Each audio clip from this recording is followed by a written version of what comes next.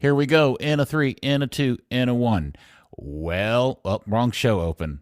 No, that is the right show open. God damn it, I get my shows mixed up. Yeah. Woo.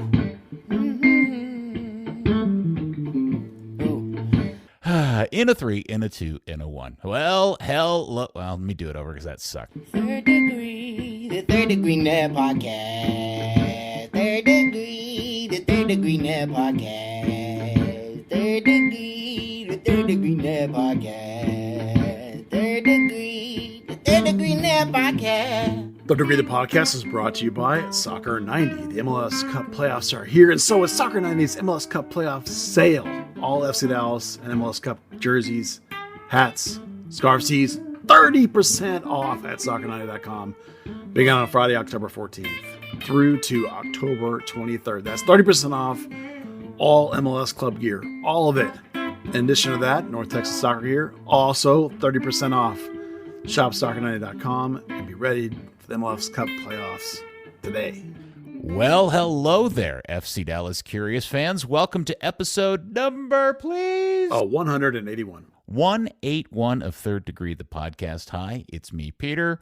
Also, the highly enthusiastic, ready to go, as always, Dan Crooke. Hello, Dan. Hey. Wait, hold on. Sorry. Hi. How's it going? Excellent. Thank you. And your hero, my hero, everybody's hero, editor, founder of thirddegree.net, the amazing Buzz Carrick. Hello, fellows. Thanks for being here today. Buzz, did you hear that there's a chance that we may get to have a meeting of the OG MLS blog writers on Monday? I did hear that. That would be fascinating and exciting. Have you ever met Bruce? Not in person, no. Oh, man. Denor. Bruce, remember the old, his great... Anyway, so because Minnesota's coming to town for the playoff game, there is word that Bruce McGuire, famously of the, was it just called the Denured? Yeah, I think so.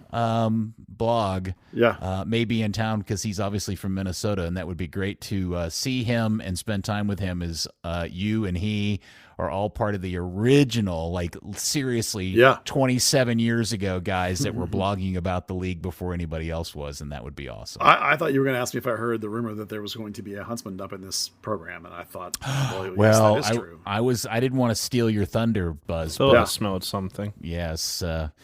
Hold on tight, kids. There is apparently a rather steamy dump coming before the end. No. We'll see if you guys think it's steamy or not. Well, I'm not committing to the volume of this dump. Okay, and The so volume of steam or the volume of the dump itself? Either one.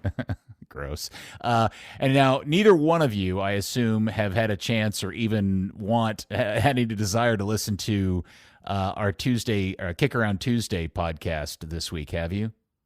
I've not listened to it, no, but I do have the desire to. Okay, so because during that episode, Lars, the guy that helps out with that does the pod with us, he asked put me on the spot and asked me an incredibly niche Dallas Burn trivia question, and I'm going to pose it to you guys here at the end of the pod. It's really actually pretty outstanding, and I was shocked at how mixed my ability to answer the question was, and I want to put you guys to the sword.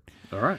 All right. So, well, look, kids, we're burying the lead as FC Dallas has qualified as the third place Western Conference team for the MLS playoffs 2022.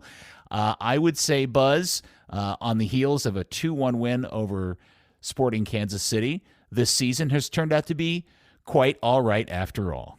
Oh, it's been remarkably all right. And by the way, you win the what place will Dallas finish in prediction contest because you said fourth at the beginning of the year and they finished third. So full credit to you. I had them sneaking into the last spot in the playoffs. That obviously got blown out of the water by this fantastic season. Dan, I think you were maybe either right in or right out. One of the others, kind of where I was. But yeah, this season has exceeded all expectations. I bet in a moment of honesty, even the coaching staff and the TD staff would tell you that this season has exceeded all expectations, particularly the defense, which leads the Western Conference in terms of goals allowed. And the volume at which their signings have paid off. It's not 100%, but it's certainly significantly better performance than normal around here. And so they're ahead of schedule, and it is a process still. They're not done with his team by any means. It will change again. But this season for sure has exceeded all expectations, and it's so exciting to get a home playoff game. Well, it was a Saturday afternoon game. Sunday afternoon game. Got my days mixed up. Kind of a weird one in terms of the timing and so forth, but it was decision day, and Dallas just needed a point to solidify that. But look, the guys went out there and got it done against a team that I never really quite know how a team like Kansas City ever gets up for that kind of game. But full credit, they got what they needed to get done, and they got some goals from guys that probably needed to score some goals. Yeah, you're looking at Leggett and Areola. Leggett, by the way, phenomenally statistically. I didn't realize how good he was until I went and looked at the numbers. Areola was my man of the match because of the goal and the assist, and I just thought it was really nice when you missed him for a game when he comes back, and also true of Velasco later in the game. It's how bright his movement is and how effective his movement is. The fact that he had a goal and assist was even better, but it's the interplay of the front three when they have those three main guys. And you could probably include Leggett coming out of midfield in that as well. That really makes this offense click. And it was just nice to see it collectively doing really well. And on top of that, Jesus was also really good. And I have more to say about him in a minute. But, just nice to see the team on the last game of the year going into the playoffs, clicking and playing the way they want to play. So that's a really positive feeling, and I feel as good about this team going into the playoffs as I honestly ever have. Dan, we talk about MLS playoffs being very thirsty for the team that is in form. With 3 wins in their last 5, only losing one of those 5, do we consider Dallas to be in good form going into their postseason adventure? I think you kind of have to. Putting it that way, I just watched the game. That's why I'm late to the recording. Christ, everyone was just lining up to take shots. Defense looked tight. Everything looked fantastic, other than Farfan getting injured and Hedges having a little limp at the end. It looked like a team that were, definitely weren't treating that as an end of season kickabout. It was, this is the tune-up for the big game. So, that was really what we'd kind of talked about, the idea of last week of not wanting to back into the playoffs. That's the best they could do off one game. And then I also think we all delighted in the fact that we saw the return of Alan Velasco. Yeah, he's a big part of this offense working as intended. Because it's been it been 5 weeks since we've seen that kid? It was a month, yeah. Just a month? Okay. So, O'Brien provides some value off the bench as a piece. But when he's starting, the offense does not work the same. It doesn't click. And the same's true when doesn't matter whether he's replacing Velasco or Areola. Having those two guys out there is what makes this offense work. They both play outside in. They both come underneath. They both fill those gaps and exploit the space that Jesus is creating, and it makes the whole thing function. So seeing Velasco back on this game and contributing and making impactful plays, and it's one thing just to say, oh, he was back on the field. That's nice. It's another thing to say, oh, he was back on the field and he looked dangerous, which is true. So I thought it was a great run out. I mean, honestly, the guy had 4 key passes and he played 29 minutes. That's ridiculous. Yeah. So it's the positivity of his injection. Now, granted, of course, late in the game, guys are tired, whatever. That's all true. But nonetheless, when you to see the thing that this team has done well this whole season, managing injuries. They have not had a big one. They've had the closest thing to a big one was probably this Velasco being out for a month. There was a little part where Hedges was gone for a little bit too. Those are the 2 biggest ones, and they managed to get through them. And when they get all the pieces back, this team looks much better than when they're missing a piece or 2. So it's good to have all these pieces clicking at the right time. It's good to have these guys coming back just at the right time and not look deficient, not look like they're struggling when they come back. And that's the most exciting part. Yeah, if you consider form and everything going into it, Dallas is almost right there with anybody else you would consider. Clearly, Montreal is the team in the most form, running on 4 straight wins to finish the season. New York, NYCFC on 3 straight to finish the season. The good news is, if anybody really buys into this part of it, is that Minnesota, while they won their last game against Vancouver, a team that wasn't going to be in the playoffs either, man, they had been on a long-running drought prior to that. In fact, they had lost 5 5 of their last 6, or 4, 5 of their last 6. And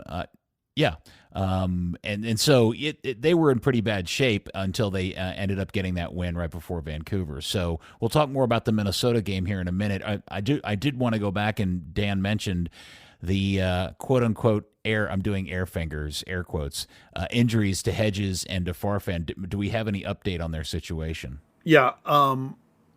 Someone asked on the conference call today with Coach Nico, because remind me later to tell you the Steps Dallas training story, which made me chuckle. He was asked on the conference call, and he mentioned that Kabungo is out for the season basically with his leg problem, but that Farfan trained today, and depending on the workload, how he responds to the workload they gave him is whether they'll decide whether he can go or not. He conveniently did not mention Hedges specifically in the answer. So I'm a little nervous about that one because he didn't say it and nobody followed up. I asked him about getting pieces back, and he mentioned that it's really important to be able to count on your entire roster. And so I do question whether he's hinting that maybe Tafari might get picked, because if you remember there was some even talk, I think in the post game, last game, there was even some talk where he or maybe Mark and Steve mentioned on the broadcast where he decided very late that he would go with Hedges over Tafari. Mm-hmm. So I think it would not be at all shocking to see Tafari for this first game, maybe just out of precaution, or maybe because Hedges is like 95% or something. The fact that he skipped over him did make me worry. I feel better about Farfan since he did train, and they said as long as he doesn't react to that negatively, which of course could happen, you never know. But I feel more confident about Farfan. So, Dan, I'm going to pose this question to you. I know he looked good in his 29 minutes, but it has been a month since you've seen him start a game. Would you start Alan Velasco against Minnesota? Oh, damn.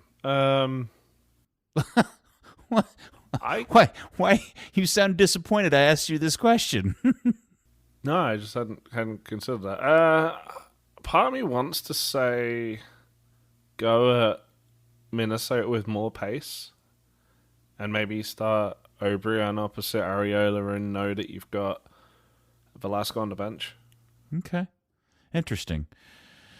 Well, I guess that does then indirectly take us to the Minnesota game, Buzz. Wait, you know what? Before we talk about Minnesota, I did want to bring this up, and I think you were going to bring it up too, which was something about Jesus. Oh, yeah. Because you posted this photo of him kind of like looking dejected on the field, and the coach with his hand on his shoulder. And if I had seen that, not knowing the result of the game, I would have thought they had been knocked out of the playoffs already. Yeah. Do you know what the context of that photo is? Yes, because I asked him about it today. Not the photo specifically, but about Jesus. First, let me say that the reason I posted that photo was not because I had any particular narrative. I just thought it was a beautiful photo.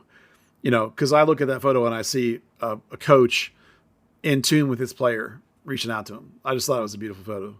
So I asked about Jesus' mentality, where he's at, because he really wanted that goal or whatever. And coach said that he said Jesus is in an absolutely phenomenal mindset right now, that he really, really wanted that goal. But he said he also in that game worked his tail off for the whole team and wasn't playing selfishly, that he was playing for the team. And that's a phenomenal mindset for him to have when he was trying to chase that record at the same time. Mm-hmm. And so he talked about that as a leadership kind of moment and the team feeding off of it. And what I wanted to say about him specifically was that game in particular. In my 3 things, I called it, I said he had a massive gravity around him. He has a weight to him because when he runs through the defense, the entire defense shifts and moves when he goes through there. You can see them all reacting to where Jesus is. And that kind of presence or draw that it's one thing that it's part of what frees up the rest of the team around him. In this at this level of play is the fact that all the eyes go with him and all the players turn and shift with him. And that kind of magnetism is rarely seen in my mind. I can only think of it a couple of times in this club's history. And so that's such an enjoyable thing to watch. And it's the thing that'll make Jesus right now have the ability to do some special things, I think, in the playoffs. He's become the guy that we've always talked about. You have a special difference maker, and he's become that. And that's why I feel as good about this team as I ever have, because of that, the gravity he has in the game that creates so much difference. It's like watching LAFC when Carlos Vela gets the ball or runs near the play. Everybody notices and turns and like, oh, they're all adjusting for that presence. And Jesus is in that same neighborhood. Because I don't know how this works. If he scores in the playoffs, does that not count towards the record? No. Really? It had to be in the regular season? Yeah, it's regular season because not everybody gets playoffs. So okay. And I know some seasons have less good games than others. Crisis 18 is in a 32-game season. You can make that sort of analogy if you want, but when it comes to things like the Golden Boot, they just go with raw regular season goals. That's all that matters. Okay. Like PKs count, right? I mean, should they? Mm-hmm. Should PKs count? Goal's a goal, I guess. So because Jesus would be in first in the Golden Boot if he didn't have PKs, if people didn't have PKs, which makes you lament. I think Dallas had one PK, but maybe Jesus should have got it instead of Franco Jara, who I think is who had it. So bummer, right? Yeah, no, for sure. For Jesus. It is funny that they, I don't know. To be honest, I was thinking about your comment about the predictions at the beginning of the season. Yeah. And I don't directly remember why I said fourth. I think part of it, to be completely transparent, was just to try to do something different because everybody in the world had suggested they'd be, seventh, eighth, in or out, whatever it is. Yeah. But there was a part of me that thought, you know what, this does just feel like this is potentially one of those seasons where things kind of click and happen and they find good fortune. But really, this season, and maybe we should be saving this for a season wrap-up show, but the thing that I keep coming back to is how many really good decisions that have been made that we just haven't historically seen with this club over the last 15 years, both on and off the field, that have really just made this season feel so very different than many of the ones, most of the ones we've experienced since the Huns bought the club. Yeah, I think that's totally fair. And you're right. It is on and off the field. And I do think we should save most of this conversation for the season wrap-up podcast. But I remember the time you being particularly high on O'Brien's impact this year, predicting he would be the team's Golden Boot. I think that maybe that was a bit. Yeah, that would have been a bit. I remember predicting Jesus would be, but only at 9. So I missed by half Jesus's progression. I mean, he has blown us out of the water. And really, all good moves aside, that's the thing that was unexpected. Was nobody knew what we really had in Jesus. I thought we had a 10-goal guy, like a 10 and a 7, 9 and 7 maybe, and we got 18. I mean, that's incredible. That explosion forward matches the contract they gave him. And that's, how many times does that happen where you see a big contract and the guy just flames out? So the kid deserves all the credit in the world for the season he's put together. I certainly hope that we have not seen the last of it, but a lot of that will depend on the World Cup, I think. But, let's not get ahead of ourselves in terms of this conversation either. Okay. But this season has just been, we've been around here long enough, Peter, that this kind of positive ride, the whole season has had a pretty good vibe about it. There were maybe a couple of downturns here and there, but for the most part, it's been pretty fun to cover this team. And not just on the field, as you said, off the field too. So it's been a great year, and I'm to enjoy it, and I'm really hoping we get to enjoy it some more. Yeah, it has been, and there's lots to talk about, and we probably will save that. Probably what we should spend a little bit of time talking about is the Minnesota game. What I was asking Dan about. It is interesting because Dallas and Minnesota traded wins against each other at each other's home. Dallas lost to Minnesota originally about halfway through the season 2-1, and then recently, within the last, I guess it was about a month or so ago, went to Minnesota and got that really surprising 3-0 win where they exploded with all those goals late in the game. That really, in many ways, kind of helped Minnesota go into a bit of a tailspin for a while. Yeah. But Buzz, I know where your head is spinning on this. You don't think that this first round game is by any means in the bucket for Dallas? Oh no, this is a terrible matchup for Dallas. Really? Is it? Yeah. Out of all the It's teams bad. they had options, this is the one you were least looking forward to them getting? Not Minnesota specifically, this kind of team. Minnesota is a low block and transition team. This is Dallas's bogey. This is the team they can't deal with. Breaking down a mid to low block, dealing with a team that rapidly transitions, dealing with a team that is not looking to possess. They're happy to let you have it, but when they turn you over, they're going to go. And you can look back to the early season, when Minnesota came here, basically wrecked Dallas. Now, this is another question I had for Nico, was like, do you look back at that first game and try and bring lessons forward, or is it too long ago? And he said, no, you absolutely look back. He said, you look back at that one because then we played them again and we took lessons from the first one and we took it to the second one and we were much more effective about dealing with them in transition and things like that. But that doesn't change the fact that this kind of team in general, non-specific to Minnesota, this is the kind of teams that Dallas mostly struggles with, are teams like this. And so I do agree that that Minnesota has been cold with this bad to the stretch run, which is what you don't want to do no matter what. But I also think that this is a team that is definitely capable of giving Dallas absolute fits in terms of, because of the way they play, being a way that Dallas does not deal well with. Look at the Dallas center backs. I actually might feel better about it being Tafari, actually, because Hedges, if he does have any kind of bang up at all, will be hampered in terms of his pace. Martinez is not fast at all.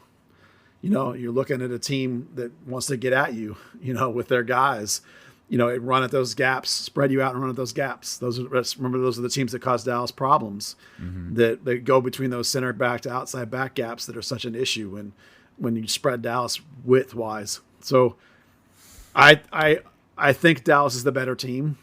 I think Dallas should win this game, but I think that of the teams they could have gotten, this is the one that makes me the most nervous. It's interesting you say that because, as I said, in their last 5, they won their last game, but they lost, and they won that 2-0. But in the run-up to this, they lost at San Jose 2-0. They lost at Kansas City 4-1. They tied LAFC at home 1-1. And then lost at Portland 1-0, and that came after losing at home against Dallas 3-0. So in that stretch, they've literally scored only 4 goals.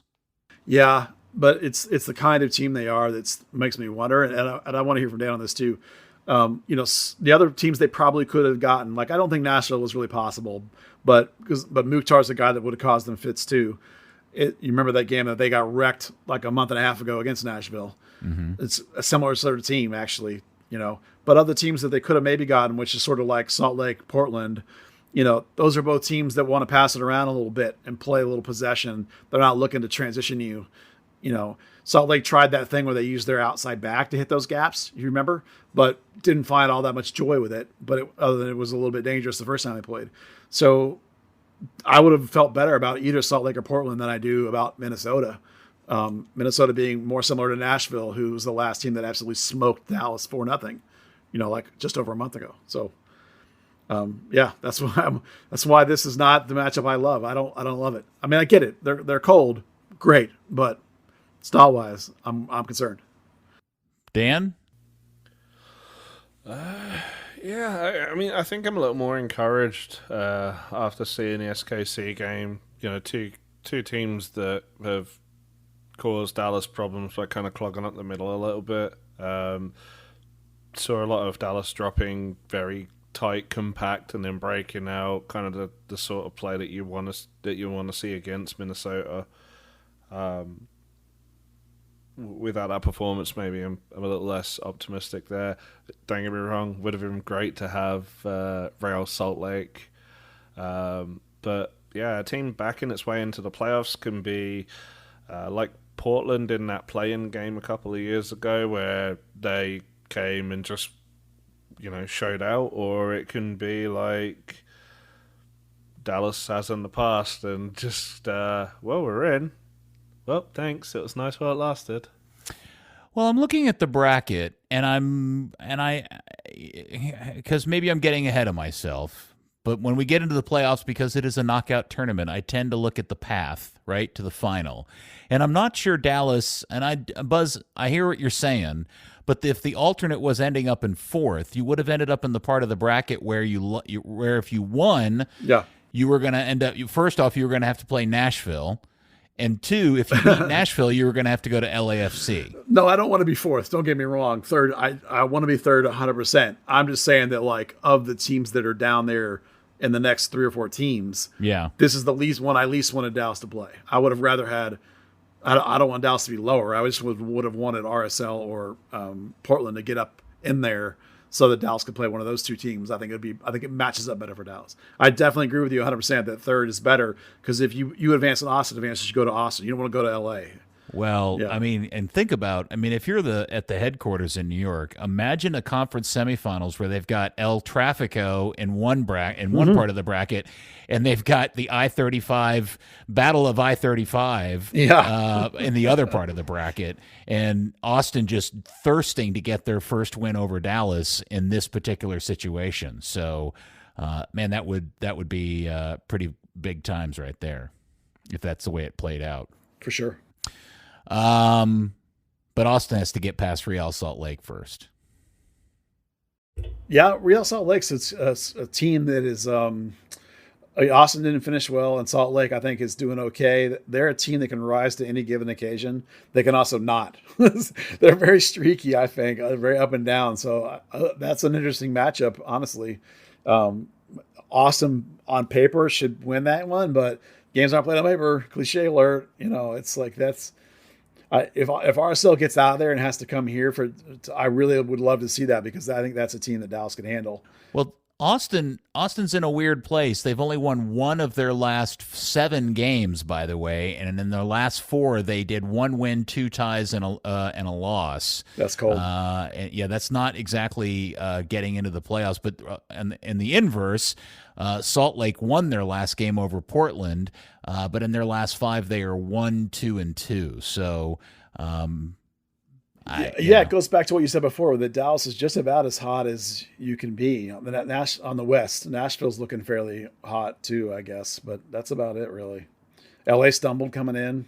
LAFC did, the Galaxy, I think they were doing all right towards this bounce back stretch. Dan, you feel like Dallas ended up in the place they needed to be with the best opportunity to make it to the final. Do you agree? Yeah, absolutely. I think even just the times of games is kind of played into their hands a little bit. As an away team, it may be a one-off game, it may be, but having Minnesota come in on a Monday night is, teams like those little microcycles. They like those week-to-weeks, and it's effectively a midweek game. It's a Monday 8:30.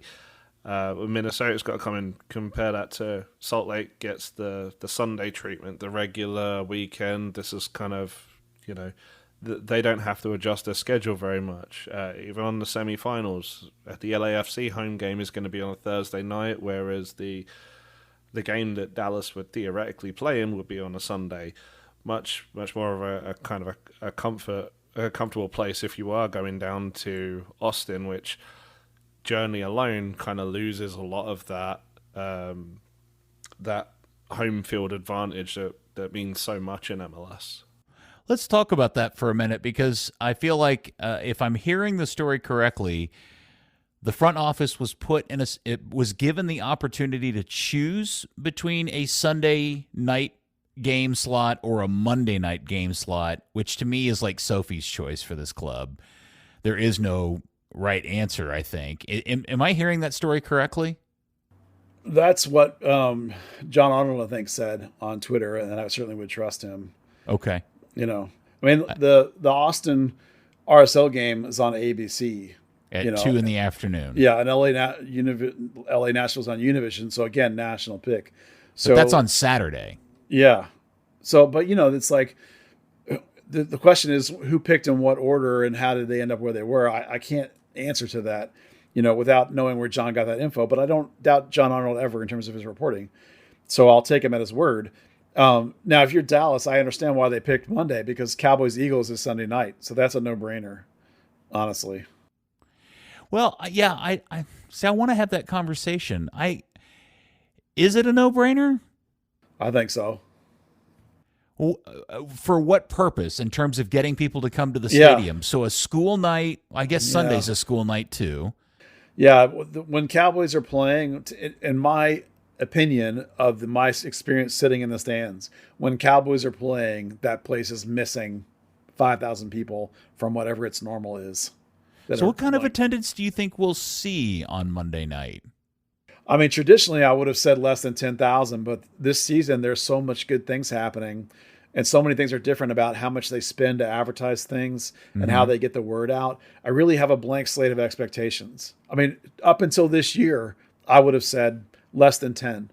But this year, I really honestly could not even begin to predict what you're going to see. Okay, so I guess that's so you think they'll have more people by choosing Monday night than they would have if they had picked Sunday night? Yeah, I think the Cowboys have a demonstrative negative effect on people going to FC Dallas games when the Cowboys are playing, particularly currently only one loss, super hype Cowboys quarterback controversy going against the Eagles, who are undefeated. I mean, that's a marquee. I mean, that's the kind of game that will crush NFL ratings records for like every other game this season to this point. Yeah, you know, so it's like, I agree, and I have to admit I'm relieved that they picked Monday because I want to be able to watch both those games, and I'm more likely to attend it now that it is on Monday than it would have been if it had been on Sunday night. So I mean, all but the most hardcore FC Dallas fan will pick Cowboys over FC Dallas every time. I mean, the hardcore will, or a season ticket holder who already spent the money might, but like the other 90% of their audience is picking the Cowboys every time. Yeah. Dan, it's just where we are in this world. You got any opinions on this? I could give two shits about the Cowboys, to be honest. No, that's I know, but that doesn't mean you don't understand it, though. No, I get it. I get it. It's like A&M. It's a cult that defies logic. No, I think even though that would have been the 7:00 game, actually, or would they switch with Austin? Well, no, they probably. My guess is that it was between them and Montreal, and because Montreal ended up taking the Sunday night 7:00 game against Orlando. Slot. Yeah, it just seems weird that they would do the West one day or the East the other day. They normally kind of tend. Oh, I guess that. Well, no. Austin is on Sunday at 2. Montreal and Orlando at 7. It looks like there's one each day, and so maybe there Dallas got to, for whatever reason, Dallas got to pick whether they wanted Sunday or Monday of that. Let's be honest. Realistically, it was both broadcasted. Wanted the Austin game. Dallas just flipped the coin. Yeah. Yeah. And they, by the way, they also stuck the Austin game, and I suspect a lot of this is due to atmosphere on ABC. That game's going to be broadcast on Big Boy Network ABC, not on ESPN, by the way. Yeah. So, how many Cowboys fans are there in Austin? Some, but not nearly the impact in Dallas. Yeah. So, and it is also an 8:30 start. That's the only other aspect to that particular selection that I think is a bit problematic, is that is a late start time for a Monday night, unfortunately. But it is what it is. Now to get tickets sorted out.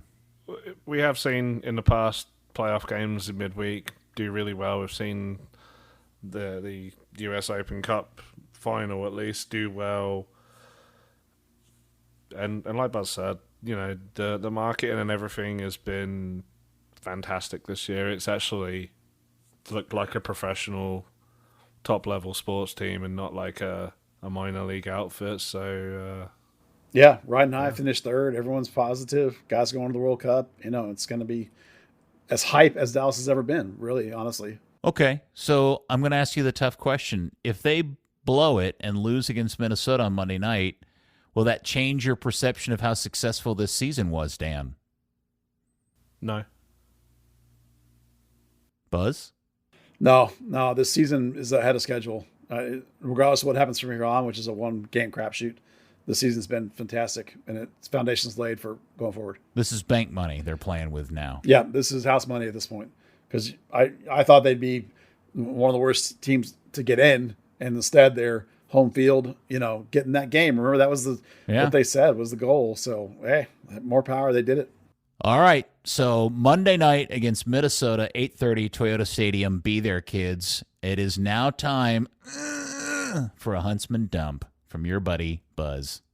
Yeah. So you guys can tell me whether you think this is a minor or a major. And you may even tell me when I tell you this, that like, oh, I knew that, but no one's been talking about it. So I think it's news.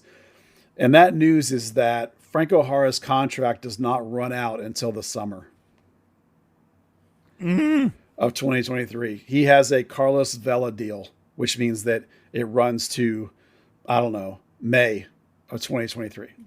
That's right, because he didn't join until the summer, did he? Yeah, and some of the guys that come out of the Mexican leagues do these deals where he got the same 3 years that he got, but he joined in the summer, so it goes to the summer because they want to be in line with the European whatevers. I mean, listen, he's not moving to Europe, but that's when his deal runs out. Now, logic says, and I think that this is true based on some conversations I had, that his base salary, remember his base is not the full 3, it's only the 2. So if it's only half a season, it's only going to be 1, which means that you can buy it out from a DP status. So Dallas could have an open DP spot regardless of him being on the team. He's just going to eat a roster spot. More than likely, I will bet you that they will sit on that spot until they actually clear him off the books and have it in their pocket summer 2023. But that's the dump, is that Franco Jara will be on this team for the first half of 2023. That's a smelly one. It's pretty stinky. I don't know if it's big. The thing is, like, when I heard this from a very, very good source, I'll just say that when I heard this, it tickled the back of my brain that does this sound familiar? And it makes I can't sense. remember, because Lucci at one time told me they have him until 2023. I thought he meant at the beginning of 2023. Apparently he didn't. So I was a little surprised, but yet it also sounds familiar. So it may be that someone has brought this up before and nobody remembered. But to me, this is brand new news, and it does make sense because it's just like Carlos Vela's deal that ran out midseason. Yeah. So and he joined in the middle of a season, and it's a 3-year deal, and no, I guess that does make sense. So okay. You're somewhat handcuffed in your ability to bring in a forward probably at the beginning of the season, unless of course Jesus leaves. But that's right. If Jesus has any sort of stellar World Cup and gets a traction and they get a bunch of money for him, then I suspect they won't care and they'll spend that money on him. So yeah, well, based on convos I've had with Dan Hunt, I think they really don't want to sell Jesus. They made their big money sale. I think they really want to keep Jesus. I mean, it would take an astronomical sort of similar offer to get Jesus out of here. But I don't think because he's a touch older, so I don't think you're going to get 20, so. I mean, look what the guy from New York went for, right? It wasn't anywhere near that. Yeah. And again, this World Cup may end up being very different from all the previous ones. That's probably very likely, but let us not forget how quickly somebody's value can rise by bagging some goals in a World Cup. Oh yeah. And that things could change very quickly. So, all right. Well, I guess I appreciate that. I don't think it's not news that anyone likes, I don't think, but, yeah, it's not something I certainly wanted to hear.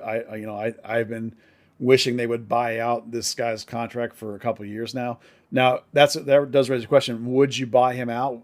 No, because with 6 months left, you just eat it, right? I mean, you just let him sit there. He does not cause distractions. So like if he was a bad locker room guy and like caused trap in the training ground, then I would say you just eat it or tell him to, cut it, buy it out or tell him to go away. I mean, I guess they could do that. They could buy it out. They have one per season, but I don't think it's worth it. I think you just, let him sit there, make his $1 million and go.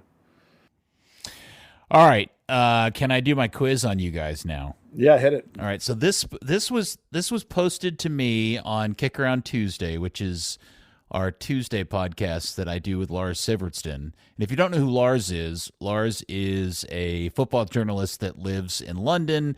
He is Norwegian. He's from the same town Erling Haaland is. He's a great guy and a fun listen to, but he's also a closet MLS fan.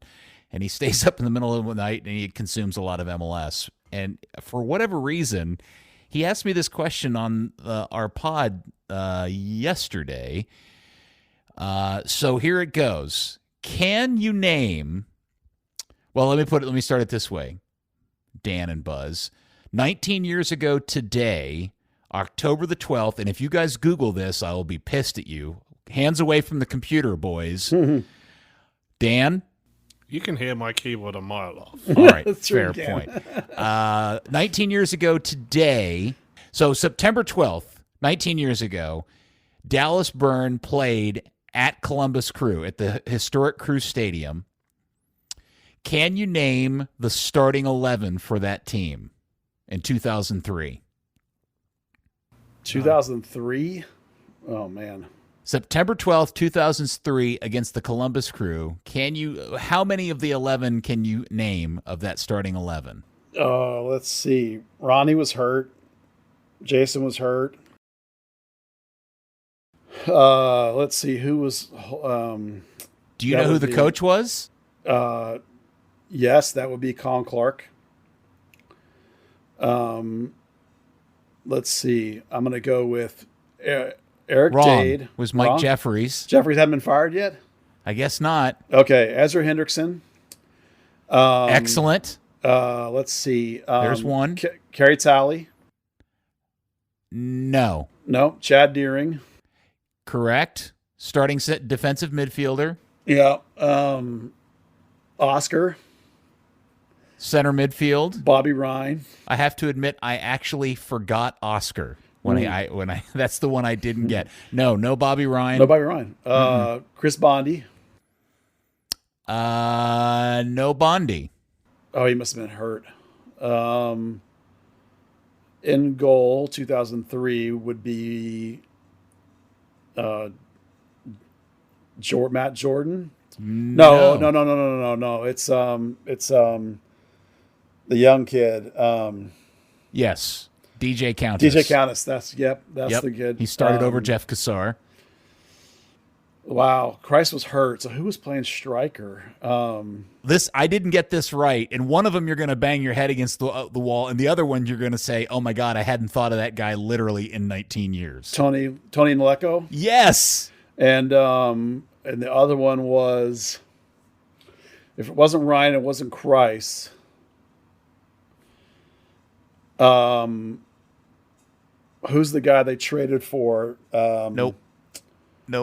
You're going to kill yourself when you don't remember that, when you realize you didn't remember this. 2003. I was thinking of, Mickey Trotman? Nope. 19-year-old Eddie Johnson. Oh, Eddie. That's right. Yes. That's his rookie season. So the 11 in that game, Yeah. DJ Countess in goal, Tenwa Bonsu and Shavar Thomas at center back. Yeah. Ezra Henderson at right back. Yep. The great Brian Dunseth Ooh. was also in there. What a Perea. crap lineup. Let's see. So the names you would have, I would have never remembered Shavar Thomas. Yeah. I would have never remembered Jordan Stone. Jordan Stone I wouldn't have thought he was starting. Yeah, he started this game at 19 years old. He Chad was probably Deering. the 6, yeah. And here's the other name that I totally forgot played for Dallas at one point. Brad Davis. Oh, yeah. No, Brad Davis was, at the beginning of that season, the plan was they were going to move Brad Davis inside. He was going to be the 10. And it didn't really work out. They ended up having him moving back outside. Yeah, so then Eddie Johnson and Tony Neklo. And I think the reason why Lars brought this up is that Klecko, or however Tony's last name was pronounced, he had played a lot for a Norwegian team. Yeah, he did. And that's how Lars made the connection. The substitutes on the bench that day, Jeff Cassar, Matt Benke, Joselita Vaca. Matt Boom Boom Benke, yep. Ali Curtis and Gavin Glinton. Little Joe Cow, Ali Yes. Curtis, yep. Yeah. Hey, the average age of the Dallas Burn in 2003, 25.7 years old. Wow. Crazy, That was a crap lineup. I can tell you that. That was a crap line. That's post worst trade in club history when they traded for Hendrickson, when they traded Broom and our friend Ryan Suarez and one other person for Ezra and I can't remember who else. Wow. Well, Dunseth scored on a header in the 15th minute to make it 1-0. Columbus scored twice, and then right after the second half started, Eddie Johnson scored. And then, let's see, Columbus, Edison Buttle scored in the 81st minute to win the game 3-2. Edison Buttle, yeah. So there's a little Dallas Burn history. Talk about a horrific season. Boy, it was. Man alive, that was... Lars pulled that out of nowhere, and I completely clinched. I got more of them right than I thought I would have, but I was embarrassed that I never thought of Oscar Perea. Yeah, that's a bad miss. But I got the coach right. I got DJ Countess right. I got Dunseth right. I thought your coach question was a trick question because I thought he had been fired by then. Jeffries had been fired by then. Was that the season Jeffries got fired? Yeah, 2003. That's South Lake. Okay, that's right. Yeah, Clark finished that year. Jeffrey got canned. I thought South Lake was 2004. No, 04 is when they went back to Commonwealth. Okay, I get those. Shavar Thomas was like the number 2 overall pick, I think. Maybe. Did you see the story that they've remodeled and reopened the old Mill Inn at Fair Park? I did. Man, there's some stories from that place. How many fake drunk, highly inebriated staff members did we all hang out with after the games and hear stories and tales back in the day? I had a beer or two with Bobby and Lexi Carroll back in the day. That reminds me, Peter, I have a question for you that somebody asked on the Discord or the Patreon. I can't remember which one. And I've been meaning to ask it. I'm not putting it on the spot for now. I'm gonna mention it so you can think about it. And we may need to consult with Andy. Okay. It's like, are there any good stories of mistaken identity from the early Burn days of like somebody not knowing somebody was a player? And I off the top of other than fake Lino Alvarez, he used to do appearances for the guy, which is hysterical. But other of an embarrassing, like, I can't get into the game and I'm a player or something like that. It's like, we'd have to consult with Andy maybe, but I want to tease it and we'll try and effort out and see if we can find it. Yeah, I'll ask Andy Saturday when I see him for the kick around. He'd know that answer. I don't. He would. You answered the answer. You gave the answer I would have, which would have been the great fake Lionel Alvarez. Maybe I'll message Bobby Hammond about this question too. Yeah, fake Lionel Alvarez. Yes.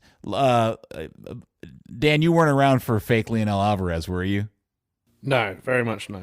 Oh, that was just to explain it for everybody listening. There was a guy that was a pretty close to dead ringer for Lionel Alvarez, the hair and everything, and he would show up at events and pretend to be Lionel Alvarez, and people would get his autograph. And I'm pretty sure that Lionel even was sending him to like do appearances and stuff and sign RS and get paid and like splitting the money with him and stuff like that. So like the guy name Brad Namdar. No, it was not Namdar. Oh God, please don't do that to me. Start stalking me again. Yeah.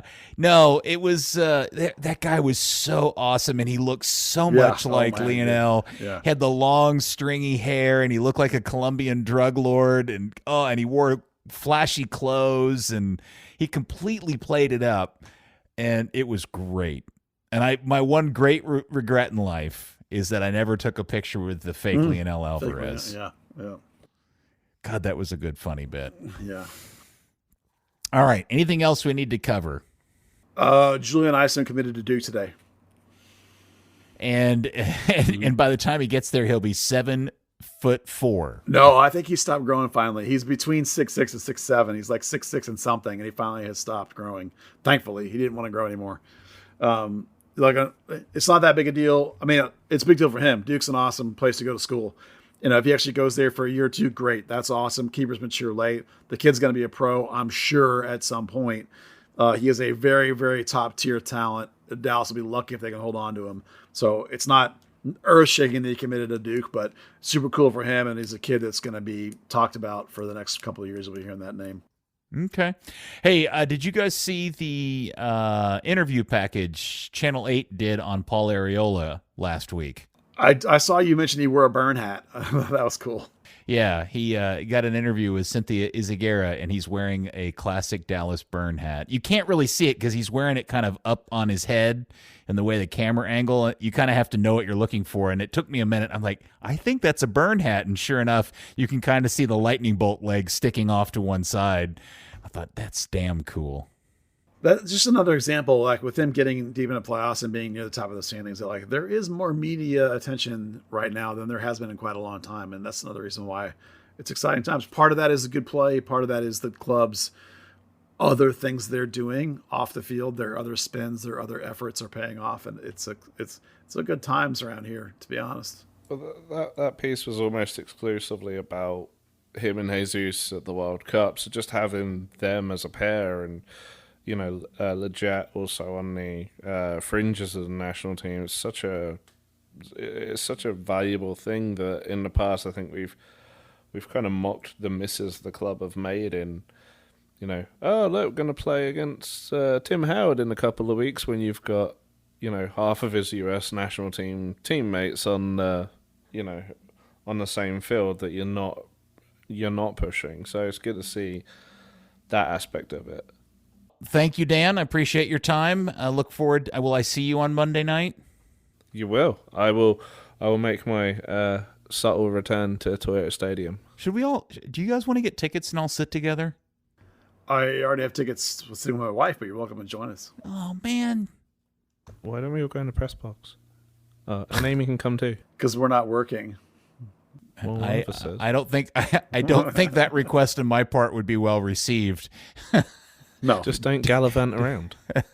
No, I think I lost that opportunity already. So if I'm going to go, I will acquire a ticket through some means, and I thought we could all sit together. But you can come sit with me. Buzz has turned it into a date. It's not a date. It's my wife. All right. Well, that's she's a a date. soccer fan. Wow. You go on a date with your wife? She's a soccer fan, and she's hardcore, man. It's not a date. All right. I did see her with a road flare in her hand at a game before. Yeah. It's her season ticket. I'm sitting with her. All right. Fair enough. Third Degree, the podcast, is brought to you by Soccer90.com. The MLS Cup playoffs are here. You guys know MLS Cup playoffs. Man, this will get better than this. Soccer90's got all that stuff on sale. FC Dallas, MLS Club jerseys, hats, scarves, tees, all of it. 30% off at Soccer90.com. That's from October 14th through October 23rd. That starts this Friday. 30% off of all your MLS gear. Represent whoever you want, or FC Dallas. And also, North Texas Soccer Club gear is 30% off. Man, they got everything. Shop Soccer90.com and be ready for the MLS Cup playoffs today. We'll talk about that and get it sorted out. I hope we get to see all of you on a fun and exciting and a night of satisfaction Monday night, 8:30 at Toyota Stadium. Thank you, FC Dallas Curious fans. We will speak to you next week on another episode, hopefully a fun one, of Third Degree, the podcast. Postseason, baby. Woo! Woo! Third Degree, the Third Degree Net Podcast. Third Degree, the Third Degree Net Podcast. Third Degree Net Podcast. Third Degree Net Podcast. 25 long hard years, yeah. Buzz Carrick, yeah, the man. 25 years, you better be giving this man at least $5 a month. Patreon Third Degree, come on, pay the man. It's the only comprehensive coverage of my fucking club that I love so much. Hey, come on, it's Third Degree or bust. Yes, give the man some money. Hey, Third Degree Net Podcast.